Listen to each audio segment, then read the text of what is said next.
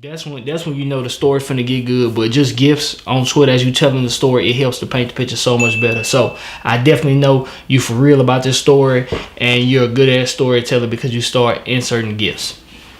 Good job. 10 points for that. So y'all, the next day I'm thinking this nigga finna go home. I really thought niggas was resourceful. I had no idea how this nigga was gonna get home, but I thought he had the shit planned out. Understandable. Until he has to use my car, laughing my ass off. I'm like, yeah, put gas in it. Gift again.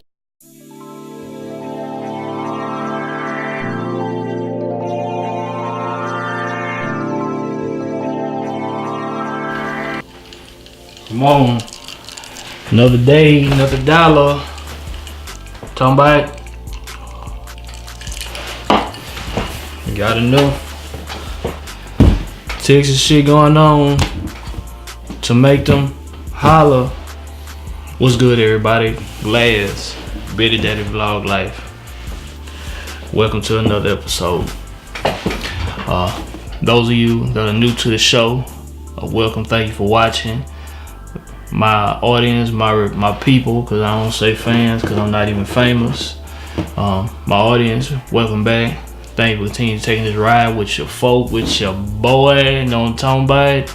So yeah, today's episode is actually gonna be a story time. Like, I have an abundance of stories. So one of the reasons why I got to actually vlogging is because, oh, hold up. Side note. Crown Royal, we waiting on you. We are here. Yo, new spokesperson, social media ambassador is right here looking at this camera, talking to you, waiting to receive communication from you, letting you know that you've been watching, you've been paying attention, and you are ready to partner up, and you are ready for me to join the team and represent the brand correctly, professionally, properly on my own digital platform. So we here. Time in. One of the reasons why I actually kind of got to vlogging was just people. I always told them I had a unique opinion on shit, and the way I told stories and just my outlook when it comes to stories and different things was just so unique that it paints the picture to make people feel like they're here. So I'll be doing a variety of story times in between where I just talk about just different funny stories and just different shit that happened in my life. But then also, as I'm growing, as I'm expanding, sometimes I touch on other people's stories, or I might get sent stories just as far as a heads up. So I actually got sent a story on Twitter. So I got sent a story and I read the story, and the story was funny and it was a whole deal. And so I'm gonna touch on the story, but best believe, and this is something I'm big on, I reached out to the person that the story is about, and I was like, well, hey, this is a hilarious story. You know, I got my own web series, my own TV show, and I want to talk about your story, and I just want to talk about what happened. You know, I'm making sure I'm not going to be disrespectful. I'm not going to do none of that fly shit, whatever, but I want to get your blessing. So she gave me her blessing. So overall, if she wouldn't have gave me her blessing, then today's episode would have been about something else. She gave me her blessing, and she's going to see this video. So she's going to see this video, and hopefully, based on this video, she continue ride with me. She continue fuck with me from this point on. Shout out to the homegirl who the story is about. Yeah, Auntie's Block. So yeah, let me get into the story. It's a series. We're gonna read the tweets together. Then after we're gonna read the tweets, then I'll just kind of dive in and we'll go from there.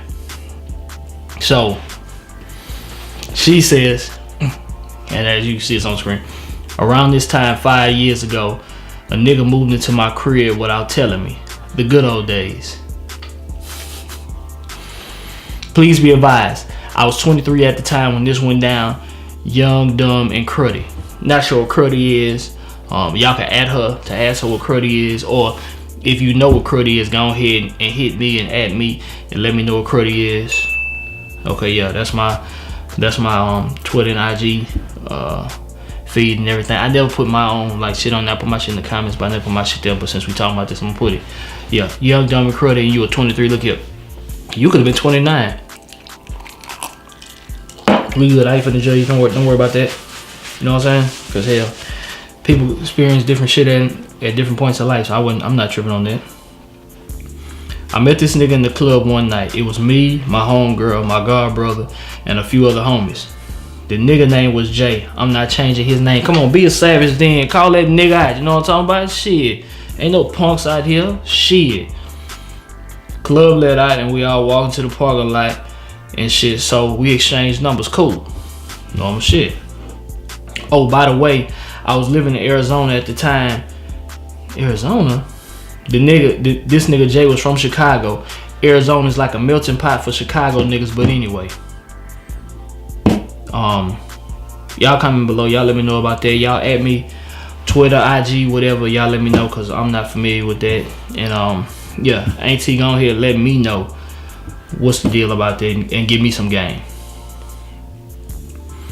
Nigga was texting me and shit. Communication was I really wasn't feeling them, but I was bored and liquor just give you extra confidence. That's understandable. I should have just trusted my gut because I wasn't trying to link with this nigga, but he always wanted to. So yeah, that was just kind of a sign in itself. Anyways, I had classes in his area and I wanted some dick, so I figured I'd hit him and see what was up. Of course he wanted to come through, however I had to pick this nigga up and we drove across town back to my spot. Cool, no biggie. Anything for some dick you never had, blah. First of all, okay, now we're gonna talk about that.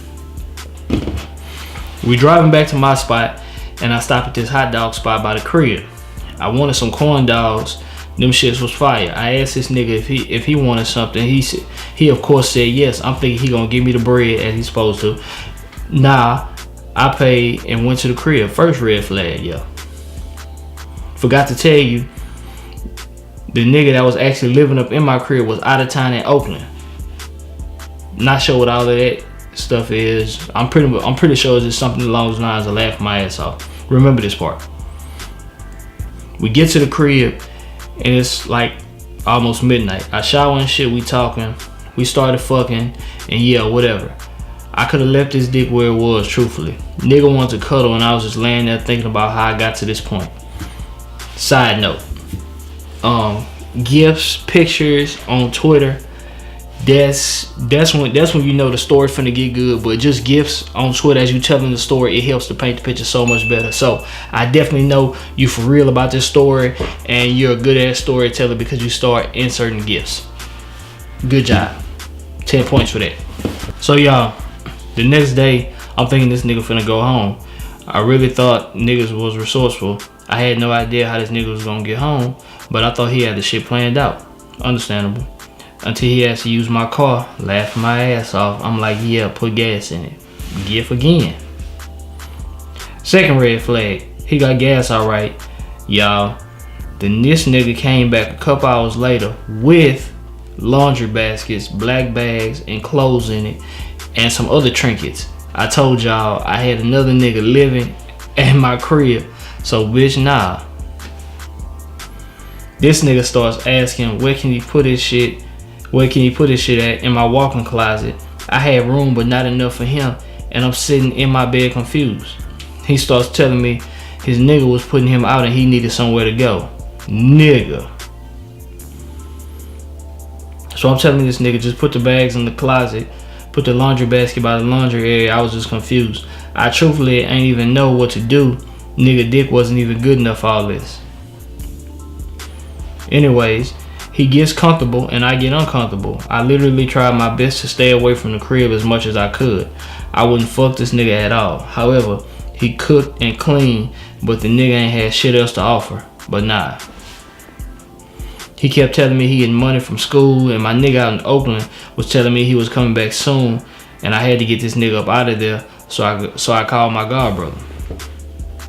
Told my god brother and the homies this nigga wouldn't leave. He was a roach, bro.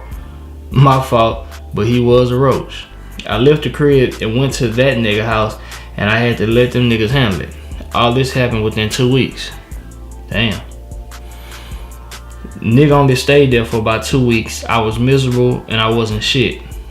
Laughing my ass off. Anyways, nigga ended up thanking me for allowing him to stay. He recently said he coming to visit Jersey and wanted to see me. Nigga probably homeless again.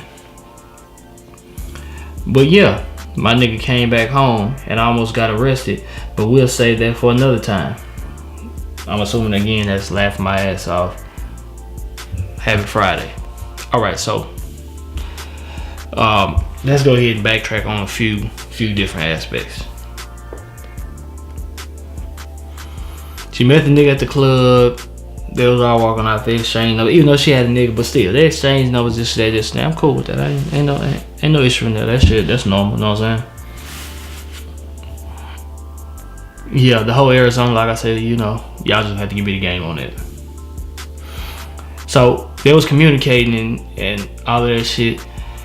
She wasn't feeling the whole deal. So you know that shit was kind of, when she said the conversation was just kind of so like that nigga.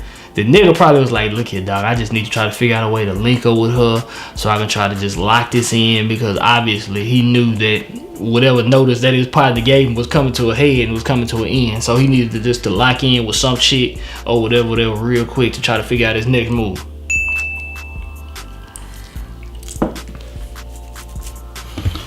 So, you know, she went to pick him up. But when she picked the nigga up,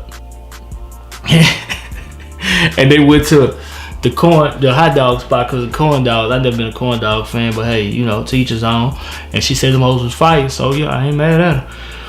But when she asked if the nigga wanted something, and the nigga's like, yeah. Like, okay, bro, look here.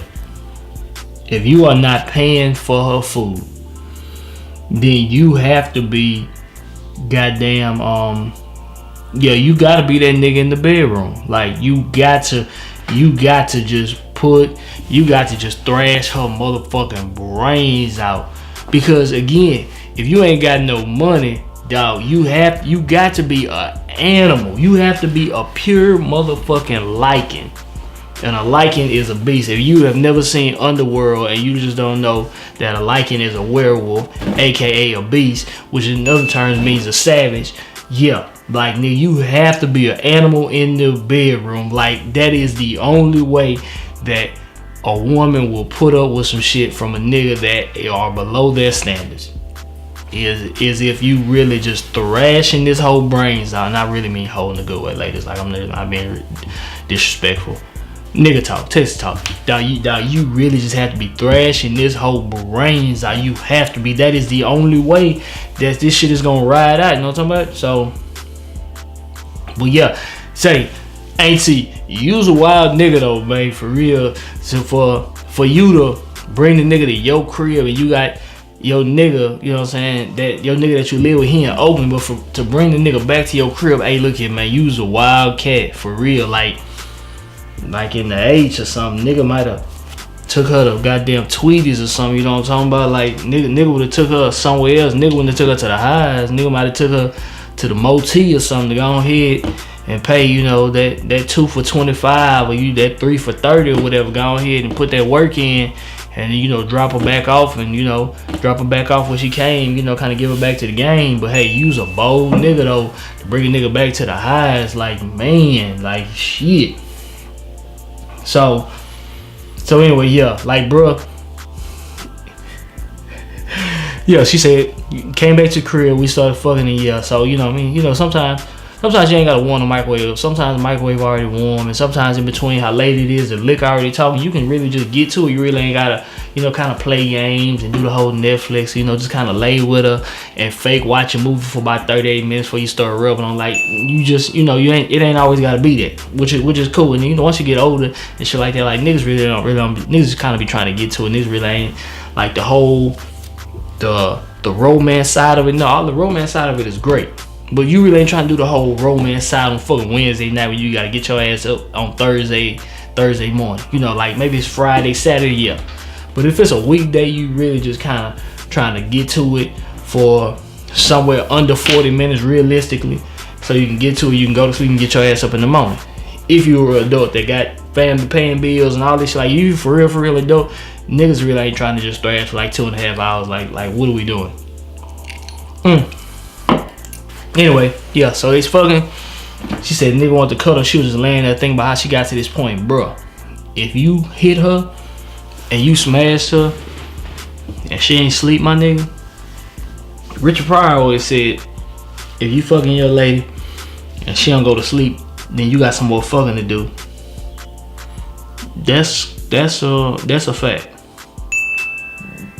I don't need to say nothing else about it. So, Playboy, Jay, when you was done fucking her and she was still laying there and she wasn't asleep, yo, Jay, you got some more work that you need to put in. That's just what it is.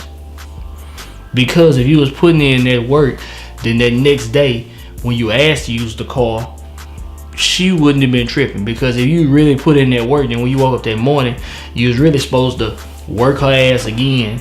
Cardio, come on, calisthenics. You was really supposed to, you know, put them calisthenics in her life real quick. So therefore, when you asked her, she damn sure wasn't doing no tripping, because one, you already gave her some great ass dick, and then two, if you use her car, that means you gotta come back and you gotta thrash her again. So, but again, you know, that kind of depends on a certain scenario. So yeah, when you came back with laundry baskets and shit, like, my nigga, you didn't even think that through. Like, you didn't walk in the crib first and be like, well, hey, you know, I'm here, come on, sit down, let's talk, blah, they skip. No, you just walked in with all bags. Like, you just knew you was that nigga with, like, I'm just finna walk in with all my shit, and she finna let all this shit ride. Hey, man, look, you was a bold nigga though, boy. Yeah. Then the nigga walked in her closet. Hey, auntie, I can understand, because in that scenario, it really sounded like when it was going on, you was kind of like, what? Like, huh? Like, what the fuck is going on? Okay, hold on. I need to think. Okay, just put this shit here. Put this shit over here. Let me slump. Let me just kind of think. Let me figure out what the hell is going on. Let me get my mind right. So for that point to where you was sitting there, you was like, man, let me just figure out what the fuck is going on. I'm not even mad at you. Like, I can understand that, and I can get that. But when the nigga got comfortable, like, I'm just not understanding, like, how, like, niggas know when they ain't welcome. So for him just to still be comfortable and him to know that he wasn't welcome, and like, dog, just cooking and cleaning at her crib ain't enough. Like, bro, you got to be, again, like, dog, she can't have no fluids in her, my nigga. If she paying all the bills and you just stand there, my nigga, she has to be walking around this bitch like a goddamn zombie. Or she realistic, she need to be rolling around in this motherfucker in a wheelchair, because you should be pounding her ass so motherfucking much that she ain't got no legs to be walking around and doing nothing. So yeah, my nigga, you just moving just all types of wild. But on the cool, when nigga would leave and you told your god brothers, and your god brothers had to come over there and handle it, I'm not even mad at you, because, you know, who knows, like, if that nigga's homeless and you told that nigga he had to leave, like, niggas is crazy these days. Like, you could fuck around and be like, hey, look here, I got a nigga and you gotta go. Who knows how that nigga would react if he would have flipped out or some other fuck shit or this or that. So I'm not even mad at you for, you know, just kind of going to that situation, calling your guard brother, staying at your guard brother's house and letting them handle all that shit. I'm cool with all that. I'm not even mad at all that. I'm still surprised though when the nigga said he wanted to see you, and you kind of contemplated this or that. Like, that shit is wild, because I would have thought you would block that boy or whatever, but who knows? Maybe you did delete his number and block him, and he hit you on some other wild shit, on some other shit. He finds you on Facebook and sent you a message through his homeboy cousin, some shit like that. You know, who knows?